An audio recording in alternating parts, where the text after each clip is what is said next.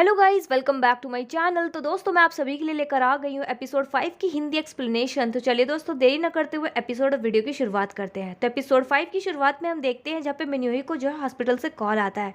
Doctor झाऊ जो उसे hospital आने के लिए कहते हैं। तो मिन्यूही जो है सेंची से कहती है कि मुझे जो है हॉस्पिटल जाना होगा। तभी यहाँ पे सेंची जो उसे परमिशन दे देता है जाने की। तो मिन्यूही जो हैरान होती है और फिर वहाँ से हॉस्पिटल के लिए निकल जाती है। वहाँ पे हम हॉस्पिटल में डॉक्टर झाऊ को देखते हैं जो कि एक हार्ट मॉनिटर डिवाइस लगा रहे होते हैं क्वेंचन को। तो क्वेंचन मना कर देता है। वो कहता है कि अगर मैं ये लगाऊंगा तो सारे बच्चे मुझ पर हंसेंगे, वो मेरा मजाक उड़ाएंगे, मैं इसे नहीं लगाऊंगा। जहाँ पे डॉक्टर झारू उसे कहते हैं कि तुम इसे क्यों नहीं लगाओगे, ये तो एक आयरन मैन का वेपन है। तभी अभी क्वेंचन कहता है कि आप बड़ों को कितना आसान लगता है ना बच्चों को बेवकूफ़ बनाना, मैंने कह दिया ना कि मैं इसे नहीं लगाऊंगा, वो सारे मुझ पर हंसेंगे। फिर तभी अभी मिन्यूही भी आ जाती है। तो वो बोलती है कि वो लोग तुम पे इसलिए हंसते हैं क्योंकि उन लोगों को इसके बारे में नहीं पता, तुम इसे लगवा लो तो मैं तुम्हें किंडरगार्टन लेकर जाऊंगी और उन लोगों को बताऊंगी कि आखिर ये है क्या। जहाँ पे क्वेंचन जो है मना कर देता है तो डॉक्टर झारू जी जो है बड़े ही प्यार से क्वेंचन को समझाने की कोशिश करते हैं। तो क्वेंचन जो है बिल्कुल मना कर देता है, कहता है कि मैं नहीं लगाऊंगा। फिर वहीं पे मिन्यूही जो है कहती है कि अगर तुम ये लगवा लेते हो तो मैं तुम्हें किंडरगार्टन नहीं ले जाऊंगी, हम लोग जो है हॉस्पिटल में ही रहेंगे। तब यहाँ पे क्वेंचन जो है ये बात सुनने के बाद तो राजी हो जाता है लगवाने के लिए। वहाँ पे हम दूसरी तरफ ऑफिस में सेंची को देखते हैं जो कि अपना काम कर रहा होता है। तभी उसका असिस्टेंट बोलता है कि क्या हम हॉस्पिटल चले। जहाँ पे सेंची कहते हैं कि हम लोग हॉस्पिटल क्यों जाए। जहाँ पे उसका असिस्टेंट बोलता है कि आप भूल गई क्या, मिस प्रोजेक्ट की हेड जो है मिस मिन्यूही है और आप भी जो है ब्लू जे कंपनी के सीईओ हैं और जिरन हॉस्पिटल के सबसे बड़े शेयर होल्डर हैं। अगर आप मिस मिन्यूही के बेटे को हॉस्पिटल में देखने के लिए जाएंगे तो उन्हें काफी अच्छा लगेगा। जहाँ पे सेंची जो है वहाँ जाने के लिए तैयार हो जाता है। फिर थोड़ी देर बाद वो दोनों जो है हॉस्पिटल भी पहुंच जाते हैं। तो सेंची की नजर पड़ती है कि क्वेंचन जो है हॉस्पिटल के बाहर बैठा है जो कि काफी उदास होता है। तभी वो क्वेंचन के पास जाता है। तो क्वेंचन की नजर पड़ती है तो काफी खुश हो जाता है सेंची को देखकर और बोलता है कि मिस्टर ब्यूटीफुल डैड आप। जहाँ पे बोलता है कि हाँ तुम यहाँ पे क्यों बैठे हो। जहाँ पे बोलता है कि वैसे मेरी मॉम ने आपको डैड कहने के लिए मना किया है क्योंकि आपने मेरी मॉम को उस दिन परेशान जो किया था। जहाँ पे सेंची उससे बोलता है कि हाँ उस दिन मेरी गलती थी, मुझे माफ कर दो, क्या तुम मुझे माफ करोगे। जहाँ पे क्वेंचन बोलता है कि हाँ मैंने आपको माफ किया। फिर उसके बाद सेंची उससे बोलता है कि वैसे तुम यहाँ बाहर क्यों बैठे हो इतने उदास होकर। जहाँ पे क्वेंचन से बोलता है कि मैं बहुत परेशान हूँ। तभी यहाँ पे सेंची उससे बोलता है कि आखिर तुम परेशान क्यों हो। जहाँ पे क्वेंचन बोलता है कि रहने दो, आप बड़े नहीं समझोगे। जहाँ पे सेंची बोलता है कि तुम मुझे बताओगे नहीं तो मैं समझूंगा कैसे। जहाँ पे क्वेंचन जो अपने चेस्ट पे लगे हुए उस डिवाइस को दिखा देता है और कहता है कि डैडी झाऊ ने और मॉम ने मुझे डिवाइस लगाने को कहा है लेकिन मैं इसे नहीं लगाना चाहता क्योंकि जब भी मैं इसे लगाता हूँ तो सारे बच्चे मुझे चिढ़ाते हैं और मुझे बुली करते हैं और मुझे बिल्कुल भी पसंद नहीं है। तभी ये बात सुनकर सेंची को जो है उसका बचपन याद आ जाता है क्योंकि वो भी एक हार्ट पेशेंट था तो उसे भी ये मशीन लगानी पड़ी थी और उस समय पे सारे बच्चे उसे भी काफी ज्यादा बुली करते थे। फिर तभी पे क्वेंचन बोलता है कि वैसे सब लोग मुझसे ये कहते हैं कि ये एक आयरन मैन का डिवाइस है लेकिन मुझे पता है कि ऐसा कुछ होता ही नहीं है और आयरन मैन तो इस वर्ल्ड में एग्जिस्ट ही नहीं करता। जहाँ पे सेंची से बोलता है कि तुमसे किसने कहा कि आयरन मैन नहीं होता। जहाँ पे क्वेंचन कहता है कि देखा मैंने कहा था ना कि बड़ों के लिए बच्चों को बेवकूफ बनाना कितना आसान होता है। जहाँ पे सेंची कहते हैं कि मैं तुम्हें बेवकूफ नहीं बना रहा हूँ और फिर उसके लिए आयरन मैन का हार्ट डिवाइस बना देता है और उसे पहना देता है। तो क्वेंचन तो ये देखकर बहुत ज्यादा खुश हो जाता है। तब यहाँ पे सेंची उससे बोलता है कि इतनी छोटी सी उम्र में हॉस्पिटल में रहना तुम्हारे लिए काफी टफ होगा ना। जहाँ पे क्वेंचन कहता है कि नहीं मेरे लिए बिल्कुल भी टफ नहीं था लेकिन मेरी मॉम के लिए बहुत ज्यादा टफ था, क्या आप मेरे डैड नहीं बन सकते क्या, ताकि मेरी मॉम को ज्यादा हार्डवर्क ना करना पड़े। जहाँ पे सेंची कहते हैं कि तुम्हारी मॉम का तुम्हारे लिए डैड ढूंढना इतना मुश्किल क्यों है, क्या उनका कोई बॉयफ्रेंड नहीं है। जहाँ पे क्वेंचन कहता है कि नहीं उनका कोई भी बॉयफ्रेंड नहीं है क्योंकि मेरी मॉम ने कहा था कि उनकी जिंदगी में सबसे ज्यादा इंपॉर्टेंट मैं हूँ और उनके लिए बस इतना ही काफी है। जहाँ पे फिर सेंची उससे बोलते हैं कि वैसे हम लोग कितनी बार मिल चुके हैं लेकिन तुमने मुझे कभी भी अपना पूरा नाम नहीं बताया, वैसे तुम्हारा पूरा नाम क्या है। जहाँ पे क्वेंचन बोलता है कि मेरा पूरा नाम है मिन क्वेंचन। जहाँ पे सेंची उससे बोलता है कि आखिर तुम अपने डैड का सरनेम क्यों नहीं यूज करते। जहाँ पे क्वेंचन बोलता है कि मेरे डैड ही तो नहीं है तभी तो मैं अपने लिए डैड ढूंढ रहा हूँ। और वहीं पे फिर उससे ये भी बोलता है कि मुझे जो है बहुत ज्यादा देर हो गई है, मुझे अब यहाँ से जाना चाहिए, मेरी मॉम जो है मुझे ढूंढ ढूंढ कर परेशान हो रही होगी। वहीं पे हम दूसरी तरफ हॉस्पिटल में देखते हैं जहाँ पे मिन्यूही जो है डॉक्टर झारू जी के साथ पूरे हॉस्पिटल में क्वेंचन को ढूंढ रही होती है। फिर तभी पे सेंची जो है क्वेंचन को लेकर पहुंच जाता है। तो मिन्यूही जो है क्वेंचन को देखकर उसे डांटने लग जाती है और कहती है कि तुम बिना बताए कहाँ चले गए थे, तुम्हें पता है मेरी जान निकल गई थी। तभी पे सेंची उसे बताता है कि मुझे माफ कर दो, मैं तुमसे बिना पूछे से बाहर लेकर गया था। फिर तभी यहाँ पे डॉक्टर झाऊ की नजर पड़ती है कि क्वेंचन ने जो है आयरन मैन का हार्ट डिवाइस लगा रखा होता है। तभी वो बोलते हैं कि क्वेंचन ने तुमने क्या पहन रखा है। जहाँ पे क्वेंचन जो है खुश होते हुए बताता है कि मिस्टर ब्यूटीफुल डैड ने मेरे लिए बनाया है, ये कितना अच्छा है ना, अब तो सारे बच्चे मेरे साथ खेलेंगे, मुझे कोई भी बुली नहीं करेगा। वहीं पे वो काफी खुश हो रहा होता है बताते हुए। जहाँ पे मिन्यूही और डॉक्टर झाऊ तो देखकर हैरान ही हो जाते हैं। फिर सेंची भी जो है वहाँ से चला जाता है। फिर हम नेक्स्ट डे देखते हैं कि क्वेंचन जो है बड़ी ही शान से अपने किंडरगार्टन स्कूल जाता है। सभी बच्चे जो है उसके चेस्ट पे लगे हुए उस डिवाइस को देखते तो काफी हैरान हो जाते हैं और बोलते हैं कि क्या ये सच में आयरन मैन का हार्ट डिवाइस है। जब पे क्वेंचन बोलता है कि हाँ हाँ अब मैं भी जो है एक आयरन मैन हूँ। वहीं पे सारे बच्चे जो उसे देखकर काफी खुश हो जाते हैं, उसके साथ खेलने लग जाते हैं, कोई भी उसे बुली नहीं करता है। वहीं पे टीचर भी जो है ये वीडियो बनाकर मिन्यूई को भेज देती है, तो मिन्यूई जो अपने बेटे को वीडियो देखकर काफी खुश होती है कि उसका बेटा कितना खुश है और सारे बच्चे भी जो इसके साथ खेल रहे हैं, ना कि उसे बुली कर रहे हैं। फिर हम देखते हैं कि मिन्यूई भी जो है सेंची के ऑफिस पहुंच जाती है, उसके लिए कॉफी लेकर जाती है और फिर उससे कहती है कि मैं यहाँ पे मेस प्रोजेक्ट के बारे में कुछ डिस्कशन करने आई हूँ। और हाँ मुझे एक और बात कहनी है, थैंक यू मेरे बेटे के लिए वो डिवाइस बनाने के लिए, सच में मेरा बेटा बहुत ज्यादा खुश है।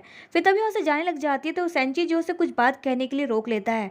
फिर हम नेक्स्ट सीन में देखते हैं जहाँ पे शाओमू जो है जियाजुन के घर पहुंच जाती है, तो जियाजुन जो है अपने विंडो से ही देख लेता है और खुशी के मारे पागलों की तरह उसकी तरफ ही आ रहा होता है अपने टूटे हुए पैर से कि अचानक से वो सीढ़ियों से गिरता गिरता शाओमू के आगे आ जाता है। तो शाओमू से अपने तरफ गिरता हुआ देखकर काफी हैरान हो जाती है, तो जियाजुन जो उसकी तरफ मुस्कुराते हुए उसे हाय कहता है। फिर शाओमू जो उसे उठाकर लेकर जाती है तो देखती है कि उसके चेहरे पे थोड़ी सी चोट लग गई है, तो उसका फर्स्ट एड करने लग जाती है और उसी दौरान वो दोनों काफी एक दूसरे के करीब आ जाते हैं। तो शाओमू की तो धड़कनें ही तेज हो जाती है। वहां पे हम दूसरी तरफ देखते हैं जहाँ पे सेंची ने जो है मिन्यूई को कुछ बात करने के लिए रोका होता है, तो उससे कहता है कि कल रात को तुमने मुझसे जो बात कही थी उस बात को याद करते करते मुझे समझ में आया कि तुमने सही कहा था, मुझे मेरे पास को भूल जाना चाहिए। हम ऑलरेडी हमारे 5 साल को बर्बाद कर चुके हैं, तो हमें जो है और बर्बाद नहीं करना चाहिए। और वहीं पे उससे परेशान करने के लिए उसे माफी मांगता है, जब पे मिन्यूई भी उससे कहती है कि मुझे माफ कर दो, सॉरी। तभी वो कहता है कि वैसे थैंक यू मुझे बोलना चाहिए कि तुमने जो है मेरी सॉरी को एक्सेप्ट किया। फिर तभी उससे बोलता है कि क्या ऐसा तरीका है कि हम लोग जो है कम से कम एक दूसरे से मिले, जब पे मिन्यूई कहती है कि ऐसा तो नहीं हो सकता क्योंकि हम ऑलरेडी बिजनेस पार्टनर्स हैं, तो हमारा आमना सामना तो होता रहेगा, लेकिन हाँ एक तरीका है, अगर तुम जो है मिस प्रोजेक्ट के हेड को चेंज कर दो, किसी और को इंचार्ज बना दो, तो तुम्हारा जो है मुझसे सामना नहीं होगा। जब पे फिर सेंचू से कहता है कि नहीं तुम ही जो है मिस प्रोजेक्ट के इंचार्ज हो तो तुम ही रहोगी। फिर तभी वहाँ पे मिन्यूई जो है हंसते हुए बोलते हैं कि हाँ पार्टनर बिल्कुल। फिर उससे कहते हैं कि बाय पार्टनर, इतना बोलकर चली जाती है, तो सेंची भी जो उसके पार्टनर बोलने पर मुस्कुराने लग जाता है। वहाँ हम दूसरी तरफ हॉस्पिटल में एक लड़की को देखते हैं जिसके पैर में चोट लगी होती है, तो वो डॉक्टर से स्टिचेस लगवा रही होती है, लेकिन वो काफी ज्यादा बच्चों की तरह चिल्ला रही होती है स्टिचेस लगवाने पे, तो डॉक्टर भी उससे बोल रही होती है कि आपको इतनी चिल्लाने की जरूरत नहीं है, छोटी सी चोट है, मैं बस स्टिचेस लगा दूंगी, ठीक हो जाएगी। फिर तभी यहाँ पे डॉक्टर झाओ भी पहुंच जाते हैं और उस लड़की को चिल्लाते हुए देखते हैं, तो उस लड़की के पास जाते हैं और बोलते हैं कि क्या हुआ मिस, और वहीं पे उसके पैर पे लगी हुई चोट को देखते हैं तो बोलते हैं कि मिस आपको डरने की जरूरत नहीं है, ये तो छोटी सी चोट है, सिर्फ 2 ही स्टिचेस लगेंगे और जब आपकी चोट ठीक हो जाएगी तो कोई निशान भी नहीं रहेगा। और वहीं पे उस लड़की को तो डॉक्टर झाओ से प्यार ही हो जाता है। डॉक्टर झाओ बोलते हैं कि मैं आपके पैर में स्टिचेस लगा देता हूँ और उसको एक टॉय भी देते हैं, कहते हैं कि अगर आपको डर लगे मिस तो आप इसको प्रेस कर लेना। वहीं पर उस लड़की को तो डॉक्टर झाओ से प्यार ही हो जाता है। फिर डॉक्टर झाओ जो उसका ट्रीटमेंट शुरू करते हैं तो उसकी चोट पे सिर्फ हाथ ही लगाते हैं, तो लड़की तो चिल्लाने ही लग जाती है। वहीं पे ये देखकर तो डॉक्टर झाओ भी काफी हैरान हो जाते हैं। फिर थोड़ी देर बाद हम देखते हैं जहाँ पे डॉक्टर झाओ जो उस डॉक्टर को डांट रहे होते हैं जो उस लड़की को पहले ट्रीटमेंट कर रही होती है, कह रहे होते हैं कि मैंने देखा कि आप उस लड़की के साथ किस तरीके का बिहेव करी थी ट्रीटमेंट करते वक्त, और एक डॉक्टर होने के नाते आपको इस तरीके का एटीट्यूड नहीं रखना चाहिए पेशेंट्स के लिए। जहाँ पे वो डॉक्टर कहती कि सॉरी सर, इसमें मेरी कोई भी गलती नहीं है, वो लड़की बहुत ज्यादा सेंसिटिव थी और ऐसे केसेस मैंने कई बार हैंडल किए हैं, लेकिन कभी मैंने ऐसे पेशेंट नहीं देखे। जहाँ पे डॉक्टर झाओ कहते हैं कि लेकिन आपको अपना रवैया ठीक करना होगा पेशेंट्स के लिए, और आपने उस लड़की की ड्रेसिंग सेंस नहीं देखी थी, वो एक बेली डांसर थी, तो इसका मतलब उसका पैर उसके लिए कितना ज्यादा इंपॉर्टेंट है। वहीं पर उस लड़की को देखते हैं जो कि डॉक्टर झाओ की सारी बातें सुन लेती है। फिर उसके बाद वो डॉक्टर झाओ से मिलती है और कहती है कि थैंक यू मेरा ट्रीटमेंट करने के लिए, मुझे काफी अच्छा लग रहा है। और वहीं पे कहती है कि क्या मैं अपने वीचैट पर आपको ऐड कर सकती हूँ ताकि मुझे कोई भी प्रॉब्लम हो तो मैं आपसे फोन कर पूछ सकूं। जहाँ पर डॉक्टर झाओ कहते हैं कि आपको इसकी जरूरत नहीं पड़ेगी, और इतना बोलकर वहां से चला जाता है और उस लड़की की तो कोशिश नाकामयाब रह जाती है डॉक्टर झाओ का नंबर लेने की। फिर हम नेक्स्ट सीन में देखते हैं जहाँ पे सेंची जो है क्वेंचन के किंडरगार्टन स्कूल गया होता है और उसे मिलते ही कहता है कि मैंने तुमसे वादा किया था ना कि मैं तुम्हारे लिए आयरन मैन का हेलमेट लेकर आऊंगा। फिर उसे हेलमेट देता है तो क्वेंचन उस हेलमेट को पहनकर बहुत ज्यादा खुश हो जाता है और कहता है कि अब तो मैं असली में आयरन मैन बन गया, और फिर खुश होते हुए अपने दोस्तों के पास जाता है और उन्हें भी जो है अपना आयरन मैन वाला हेलमेट दिखाता है, उनके साथ खेलने लग जाता है। वहीं पे हम नेक्स्ट सीन में मिन्यूई को देखते हैं जो कि ऑफिस में होती है और काम कर रही होती है कि तभी उसे कॉल आता है कि क्वेंचन को जो है चोट लग गई, वो हॉस्पिटल में इमरजेंसी रूम में है। मिन्यूई तो ये बात सुनकर बहुत ज्यादा घबरा जाती है और तुरंत ही हॉस्पिटल पहुंच जाती है, तो वहाँ पे सेंची पहले से ही मौजूद होता है। तभी मिन्यूई घबराते हुए बोलती है कि क्वेंचन को क्या हुआ है, जहाँ पे सेंची कहते हैं कि वो उसे बहुत ज्यादा चोट लगी, वो इमरजेंसी रूम में है। फिर वहीं पे उसका असिस्टेंट आता है तो बोलता है कि डॉक्टर ने कहा है ओ पॉजिटिव ब्लड की बहुत ज्यादा जरूरत है और इस समय पे वो ब्लड जो है हॉस्पिटल में अवेलेबल नहीं है। तभी यहाँ पे मिन्यूई बहुत ज्यादा घबरा जाती है, तो सेंची कहता है कि मेरा ब्लड ग्रुप जो है ओ पॉजिटिव है, मैं जो है क्वेंचन को ब्लड डोनेट करूंगा। तभी यहाँ पे मिन्यूई कहती है कि तुम नहीं दे सकते, जहाँ पे सेंची कहता है कि तुम पागल हो गई हो क्या, इस समय पे क्वेंचन की हेल्थ बहुत ज्यादा इंपॉर्टेंट है मेरे लिए, तो मैं उसको ब्लड डोनेट करूंगा। जहाँ पे मिन्यूई कहती है कि मैंने कहा ना कि तुम ब्लड नहीं दे सकते, जहाँ पे बोलते हैं कि मैं क्यों नहीं दे सकता, जहाँ पे मिन्यूई उसे बता देती है कि पेशेंट के रिलेटिव उसे ब्लड नहीं दे सकते, और यही बात सुन के तो सेंची बहुत ज्यादा हैरान हो जाता है। अब मिन्यूई मिन्यूही भी जो है अफसोस कर रही होती कि उसने ये क्या बोल दिया। फिर थोड़ी देर बाद मिन्यूही को जो है कॉल आता है क्वेंचन की टीचर का, जो कि उससे बोल रही होती है कि आपको कितनी ज़्यादा देर हो गई है, आप अभी तक क्वेंचन को लेने के लिए नहीं आई है। जहाँ पे मिन्यूही हैरान हो जाती है बात सुनकर, तो बोलती है कि क्वेंचन को तो चोट लगी है ना, वो इमरजेंसी रूम में है। जहाँ पे उसकी टीचर कहती है कि नहीं, उसको छोटी सी खरोच लगी है बस। और वहीं पे मिन्यूही सारी बात समझ जाती है। इसके बाद सेंची और मिन्यूही आपस में बात करते हैं, जहाँ पे सेंची उससे कहता है कि मुझे तुम पर पहले से शक था, इसलिए मैंने तुमसे पूछा था उस दिन, लेकिन तुमने मुझसे जब कहा था तो मुझे लगा कि तुम सच बोल रही होगी। लेकिन वो तो अच्छा हुआ कि मैंने अपने असिस्टेंट से कह के क्वेंचन के मेडिकल रिकॉर्ड से उसके डेट ऑफ बर्थ पता लगा लिया और मुझे पता चल गया कि वो मेरा बेटा है। इसका मतलब तुमने मुझसे फिर से झूठ कहा। जहाँ पे मिन्यूही भी गुस्से में कह देती है कि हाँ, मैंने तुमसे झूठ कहा और ये बात सच है कि वो तुम्हारा बेटा है, तो क्या करोगे तुम? और आखिर तुम मुझसे ये सवाल क्यों कर रहे हो? क्या तुम ऐसे प्रिटेंड नहीं कर सकते जैसे कि तुम्हें कुछ पता ही ना चला हो? जहाँ पे सेंची भी उससे गुस्से में कहता है कि आखिर तुमने क्वेंचन को मुझसे छिपकर जन्म क्यों दिया? जहाँ पे मिन्यूही कहती है कि जब तुमने मुझे छोड़ा था तब मुझे पता चला कि क्वेंचन जो है मेरे पेट में है और 3 महीने की मैं प्रेग्नेंट थी, इस वजह से मैं उसे अबॉर्ट नहीं करवा सकती थी। तभी यहाँ पे सेंची कहता है कि मेरा मतलब वो नहीं है, मेरा मतलब ये है कि आखिर तुमने मुझे क्यों नहीं बताया? तभी यहाँ पे मिन्यूही से कहती है कि तुम भूल गई क्या कि तुम मुझे कितना ज़्यादा नफरत करते थे? अगर मैं तुम्हें बताती कि मैं प्रेग्नेंट हूँ तो क्या तुम मुझे एक्सेप्ट करते? क्या तुम चाहते कि तुम्हारा कोई बच्चा हो मुझसे? जहाँ पे वो चुप हो जाता है, तभी यहाँ पे मिन्यूही कहती है कि देखा, तुम्हारे पास कोई भी जवाब नहीं है ना। फिर सेंची भी उससे कहता है कि मैं बस तुमसे इतना कह रहा हूँ कि तुमने मुझसे बिना पूछे उसे जन्म कैसे दिया? जहाँ पे मिन्यूही भी जो हैरान होते हुए बोलती कि क्या कहा तुमने? मुझसे बिना पूछे? वो मेरा बच्चा है। हाँ, मैं मानती हूँ कि वो तुम्हारे बिना इस दुनिया में नहीं आ सकता था, लेकिन मैंने कभी भी तुम्हें परेशान नहीं किया उसकी रिस्पॉन्सिबिलिटी लेने के लिए। यहाँ तक कि जब हम दोबारा मिले तो मैंने तुम्हें कभी भी नहीं बताया कि वो तुम्हारा बच्चा है, क्योंकि मैं अगर तुम्हें बताती उसके बारे में तो तुम उसे एक्सेप्ट नहीं करते, तुम्हें शक होता, तुम उसके बैकग्राउंड ब्लड सबके बारे में चेक कराते। वहीं पे उससे कहती कि तुम ऐसा प्रिटेंड नहीं कर सकते जैसे तुम्हें कुछ पता ही ना हो। जहाँ पे सेंची उससे कहता है गुस्से में कि तुम ऐसा कैसे कह सकती हो, मैं ऐसा प्रिटेंड कैसे कर सकता हूँ? जब वो मेरी आंखों के सामने होगा तो मैं उसके सामने ऐसा कैसे प्रिटेंड कर सकता हूँ कि वो मेरा बेटा नहीं है और मैं उसका बाप नहीं हूँ? वहीं पे फिर मिन्यूही भी कहती तो आखिर तुम चाहते क्या हो? क्या तुम मेरे बच्चे को मुझसे दूर करना चाहते हो, मुझसे छीनना चाहते हो? जहाँ पे सेंची कहते कि नहीं, ऐसा नहीं है। तभी मिन्यूही कहती तो मैंने कहा ना, सब कुछ भूल जाओ, जैसा चल रहा है वैसे चलने दो। और इतना कहकर वो चली जाती है। फिर हम नेक्स्ट सीन में सेंची को देखते जो अपने घर पर होता है और अपना सारा गुस्सा अपने असिस्टेंट पे निकाल रहा होता है। उससे कह रहा होता है कि आखिर मुझे पता क्यों नहीं चला कि मेरा भी कोई एक बेटा है, उसने मुझसे इतनी बड़ी बात क्यों छिपाई? वहीं पे वो काफी एक्साइटेड भी होता है ये बात जानकर कि उसका एक बेटा है इस दुनिया में। और उससे कह रहा होता है अपने असिस्टेंट से कि तुम्हें पता है, मैंने कभी सोचा नहीं था कि इस दुनिया में कोई एक ऐसा इंसान होगा जिसके अंदर मेरा खून होगा और वो मेरा बेटा होगा। और वो काफी खुश होकर ये बात बता रहा होता है और कह रहा होता है कि क्या क्वेंचन मेरे जैसा दिखता है? हाँ, वो मेरा जैसा दिखता है, लेकिन तुमने मुझे क्यों नहीं बताया कि वो मेरे जैसा दिखता है? जहाँ पे उसके असिस्टेंट कहता है कि बॉस, मैंने आपको कितनी बार बताने की कोशिश की थी, लेकिन आप हमेशा नाराज हो जाया करते थे। तभी अब सेंची खुश होते हुए कहता है कि बस करो, अब ज्यादा मत बोलो। और वहीं पे कहता है कि कल हम जो है मॉल चलेंगे और क्वेंचन के लिए बहुत सारी चीजें खरीदेंगे, लेकिन आखिर उसे क्या क्या चीज पसंद है इसके बारे में तो मुझे पता ही नहीं है। और वहीं पे फिर वो मिन्यूही को कॉल लगाता है पूछने के लिए, तो उसका असिस्टेंट बोलता है कि बॉस, काफी ज्यादा रात हो चुकी है, आपको अभी कॉल नहीं करना चाहिए। जहाँ पे सेंची कहते हैं कि हाँ, तुमने सही कहा। और फिर उससे कहता है कि तुम अब यहाँ से जा सकते हो। जहाँ पे उसका असिस्टेंट जो है कहता है कि बॉस, आप काम डाउन रहिए, और ये कहते हुए जा रहा होता है मुस्कुराते हुए। तभी यहाँ पे सेंची कहते हैं कि मैं कैसे काम डाउन रह सकता हूँ ये जानने के बाद कि मेरा एक बेटा है। वहीं पे वो बहुत ज्यादा खुश हो रहा होता है और बार बार अपने आप को पापा कहकर बुला रहा होता है और बहुत ज्यादा एक्साइटेड भी होता है। फिर हम नेक्स्ट डे देखते हैं जब सेंची ने जो एक लॉयर को बुलाया होता है ऑफिस में, तो लॉयर बताता है कि आपके असिस्टेंट ने जो है पहले से ही सब कुछ केस के बारे में बता दिया है मुझे, तो मैं आपको बता देता हूँ कि आपका केस जो है काफी ज्यादा डिफिकल्ट है, तो आपको कस्टडी मिलना तो नामुमकिन है। फिर वहीं पे उससे राय देता है, कहता है कि आप ज्यादा से ज्यादा अपने बेटे के साथ टाइम स्पेंड कीजिए, उसकी फेवरेट चीजें करने की कोशिश कीजिए, उसके साथ खेलने की कोशिश कीजिए। अगर आप ये सब कर लेते हैं तो उसकी मदर जो है आपको आपके बेटे से मिलने से नहीं रोक पाएगी। और वहीं पे उसके असिस्टेंट जो है ये सारी बातें सुन लेता है, तो वो तुरंत ही सेंची की मॉम को कॉल लगाकर सारी बातें बता देता है। वहाँ पे हम शाओमो को देखते हैं जो कि जियाजुन से कह रही होती है कि तुम फिर से अपने आप को चोट कैसे पहुंचा सकते हो, जहाँ पे जियाजुन से कहते हैं कि तू बस एक्सीडेंटली में नीचे गिर गया। वहीं पे शाओमो जो उसके लिए खाना लेकर आई होती है उसे खाना देती है। जियाजुन खाना देखकर बहुत ज्यादा खुश हो जाता है और खाना खाने लग जाता है। तभी यहाँ पे शाओमो कहती है कि जब मैं पहले आई थी तो तुमने जो अपने हाथ पे चोट लगा ली थी, और दूसरी बारी में आई थी तो तुमने जो अपने चेहरे पे चोट पहुंचा ली थी, और इस बार आई तो तुमने जो फिर से अपने पैर पे चोट लगा ली है। अगर मैं नेक्स्ट वीक आऊंगी तो तुम तो पैरालाइज ही हो जाओगे, बेड पे पड़ जाओगे, इसलिए मैं तुम्हारे लिए केयर टेकर हायर करने वाली हूँ। जहाँ पे जियाजुन ने सुनकर बोलता है कि मुझे जो है किसी भी केयर टेकर की जरूरत नहीं है। तभी यहाँ पे शाओमो बोलती है कि तुम्हें जरूरत क्यों नहीं है, जरूरत है, और उसकी फीस की चिंता मत करो, उसकी पेमेंट मैं करूंगी। तभी यहाँ पे जियाजुन बोलता है कि मुझे जो है फीस की कोई भी चिंता नहीं है, मैं नहीं चाहता कि मेरे घर में कोई भी स्ट्रेंजर आए। जहाँ पे शाओमो बोलती है कि मैं भी तो एक स्ट्रेंजर हूँ ना। जहाँ पे जियाजुन बोलता है कि नहीं, तुम स्ट्रेंजर नहीं हो। और ये बात सुनकर शाओमो तो एकदम से शॉक्ड हो जाती है। जियाजुन भी जो है चुप हो जाता है ये बात कहने के बाद। फिर तभी यहाँ पे शाओमो जो है मुस्कुराते हुए बोलती कि तुम काफी मीठी बातें कर लेते हो।